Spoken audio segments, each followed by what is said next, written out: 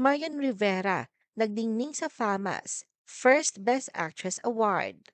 Matapos ang apat na beses sa pagiging nominado, tuloy na nauwi ni Marian ang kanyang kauna-unahang FAMAS Best Actress Award. Matatandaan na nakakuha siya ng unang nominasyon sa 2011 MMFF movie na Ang Panday 2. Sumunod ang Kung Fu Divas noong 2013, Rewind naman noong 2023, at ngayon nga, naging totohanan na ang pag-uwi niya ng Best Actress Trophy sa 73rd edition ng award-giving body na ginanap sa Manila Hotel noong August 22, 2025. Ito ay para sa kanyang mahusay na pagganap bilang si Teacher Emmy sa Cinemalaya 2024 entry na Balota. Kitang-kita ang walang mapusidang kaligayahan ni Marian nang marinig ang pagtawag sa kanyang pangalan.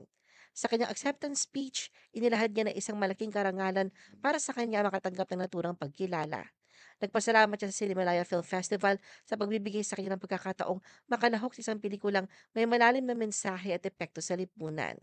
Ayon pa kay Marian, marami siyang natutunan at mas nauunawaan niya ang mga totoong kaganapan sa bansa habang ginagawa ang pelikula.